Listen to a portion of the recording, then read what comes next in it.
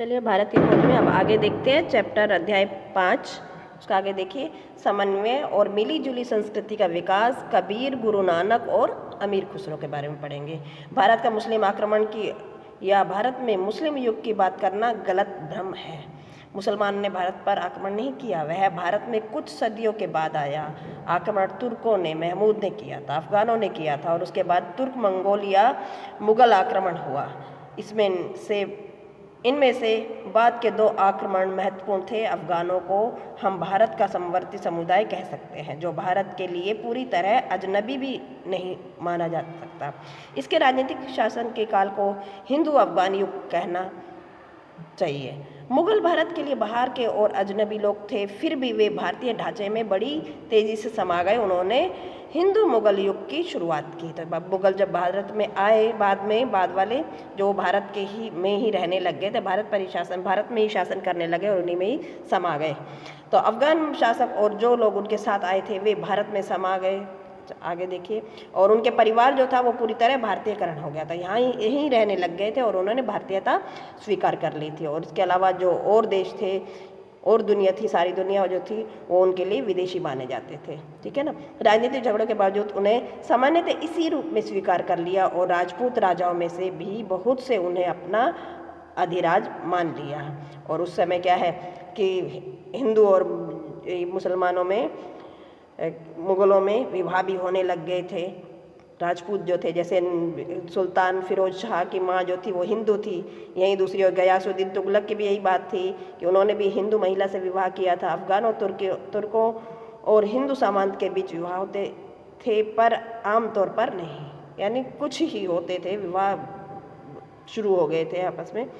तो दक्षिण के गुलबर्ग के मुस्लिम शासक में विजयनगर के हिंदू राजकुमारी से बहुत धूमधाम से विवाह किया था। इस दौर में कुशल प्रशासन का विकास हुआ और यातायात के साधनों में विशेष रूप से सुधार हुआ, मुख्यतः सैनिक कारणों से। सरकार अब और अधिक केंद्रीकृत हो गई थी। उसने इस बात का ध्यान रखा कि राजस्थानीय रीति रिवाज हस्तक्षेप न करें, लेकिन शेर शाह जो थे उसने मुगल काल के आरंभ में हस्तक्षेप किया था। अफगान शासकों में वह सबसे योग्य था। उसने ऐसी मालगुजारी व्यवस्था की नींव डाली जिसका आगे चलकर अकबर ने विकास किया था। तो देश में मालगुजारी व्यवस्था की नींव किसने डाली थी? नादिर शाह ने। और उसका विकास किसने किया था? अकबर ने। तो अकबर के प्रसिद्ध राजस्व मंत्री कौन थे? टोडरमल, जिसकी नियुक्ति शेर शाह ने की थी। तो आपसे क्वेश्चन पूछा जाएगा कि अकबर के राजस्व मंत्री कौन थे? टोडरमल। ओके। और भारत में मालगुजारी व्यवस्था की नींव किसने डाली थी? शेर शाह ने। ओके। अब आगे देखिए, भारत और हिंदू धर्म पर अफगानों की विजय का दोहरा असर हुआ। तत्काल प्रभाव यह पड़ा कि लोग अफगान शासन में पड़ने वाले क्षेत्रों को दूर भागकर दक्षिण की ओर चले गए। जो बचे रहे उन्हें विदेशी तौर तरीकों और प्रभावों से अपने को बचाने के लिए वर्ण व्यवस्था और कठोर कर दी। दूसरी ओर विचारों और जीवन दोनों में इन विदेशी ढंग की ओर धीरे धीरे लोगों का रुझान पैदा होने लगा। वर्ण व्यवस्था क्या है कि लोगों को कार्य के अनुसार ही वर्ण व्यवस्था में बांट दिया गया था, यानी जातिगत विभाजन कर दिया गया था। ठीक है ना। तो उस समय क्या परिणाम था? समन्वय अपने आप रूप लेने लगा। वास्तुकला की नई शैलियाँ उपजी, खाना पहनना बदल गया था और जीवन के अनेक रूपों में प्रभावित हुआ। यह समन्वय संगीत में विशेष रूप से दिखाई पड़ा। भारत की प्राचीन शास्त्रीय पद्धति का अनुकरण करते हुए उनमें कई दिशाओं में विकास हुआ। फारसी भाषा दरबार की सरकारी भाषा मानी गई, यानी दरबार की जो थी, राजकाज की भाषा जो थी वो फारसी ही मानी गई थी। और फारसी के बहुत से शब्द बोलचाल के भाषा में विशेष प्रवेश कर गए। उसके साथ ही जन भाषाओं का भी विकास हुआ।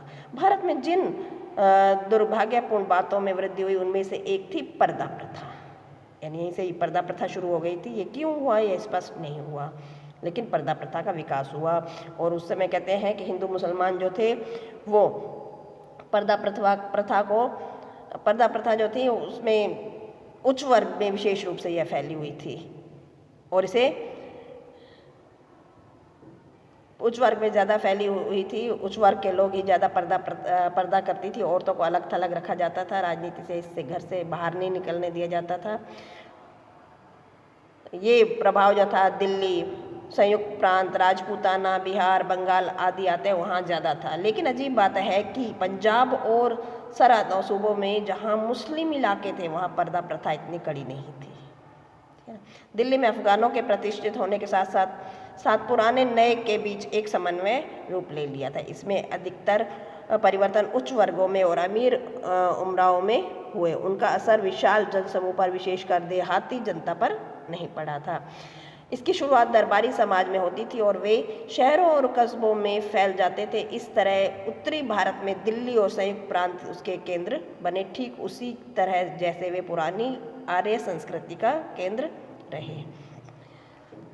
अब तैमूर के बारे में बताया कि जब तैमूर के हमले से दिल्ली सल्तनत कमज़ोर हो गई थी, जौनपुर में एक छोटी सी मुस्लिम रियासत खड़ी हुई। 15वीं शताब्दी के दौरान यह रियासत कला, संस्कृति और धार्मिक सहिष्णुता का केंद्र रही। विकसित होती हुई इस आम एवं हिंदी को यहाँ प्रोत्साहित किया गया और हिंदुओं और मुसलमानों के धर्मों के बीच समन्वय का प्रयास भी किया गया।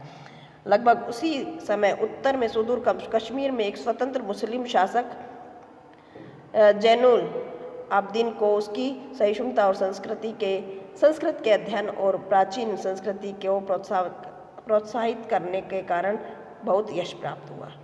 पूरे भारत में नई उत्तेजना सक्रिय थी और एक नए विचार लोगों को परेशान कर रहे थे। भारत विदेशी तत्वों को आत्मसात करने का प्रयास कर रहा था और इस प्रक्रिया में थोड़ा बहुत खुद भी बदल रहा था। और इसी बीच कुछ नए ढंग के सुधारक खड़े हुए जो इसमें समन्वय सूझबूझ के समर्थक माने जाते हैं और उन्होंने वर्ण व्यवस्था की निंदा की, उपेक्षा की। और 15वीं शताब्दी में दक्षिण में रामानंद, जिनके उनसे भी अधिक प्रसिद्ध शिष्य थे कबीर, तो कबीरदास किसके शिष्य थे? रामानंद के, ठीक है ना। कबीर की साखियाँ और पद आज भी बहुत लोकप्रिय हैं। आप पढ़ते भी होंगे, सुनी भी होंगी। कबीर की साखियाँ हैं, पद है, दोहे हैं, ठीक है, बहुत आज भी लोकप्रिय हैं। उत्तर में गुरु नानक, जिन्होंने सिख धर्म की स्थापना की थी। सिख धर्म के संस्थापक कौन थे? गुरु नानक जी थे।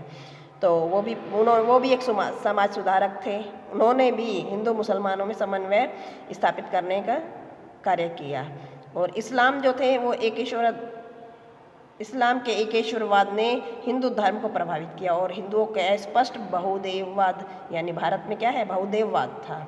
और मुस्लिम जो थे वो एकेश्वरवाद थे का प्रभाव भारतीय मुसलमानों पर पड़ा। इससे अधिकतर भारतीय मुसलमान ऐसे थे जिन्होंने धर्म परिवर्तन किया था और उनका पालन पोषण प्राचीन परंपराओं में हुआ था और वे अब भी उन्हीं से घिरे हुए थे।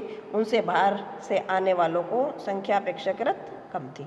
विदेशी तत्वों के भारत में अधिक आत्मसात होने के सबसे महत्वपूर्ण संकेत उनके द्वारा देश की आत्म भाषा का प्रयोग था। गर्जे दरबार की भाषा फारसी ही बनी रही। कई भाषाओं का प्रयोग किया जाने लगा, लेकिन सरकार की भाषा, दरबार की भाषा कौन सी थी?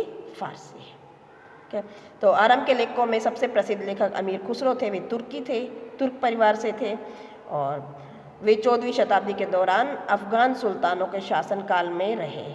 वे फारसी के चोटी के कवि थे।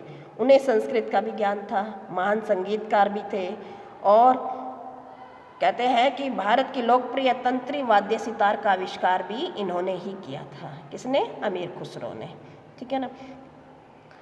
जिनमें भारत में विशेष प्रगति की और इससे धर्म, दर्शन, तर्कशास्त्र, भाषा और व्याकरण के अतिरिक्त संगीत, गणित, विज्ञान और आम का फल है।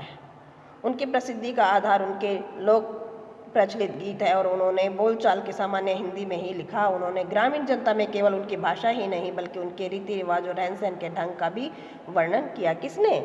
अमीर खुसरो ने, ठीक है ना। अमीर खुसरो ने अनगिनत यानी असंख्य पहेलियाँ भी लिखी।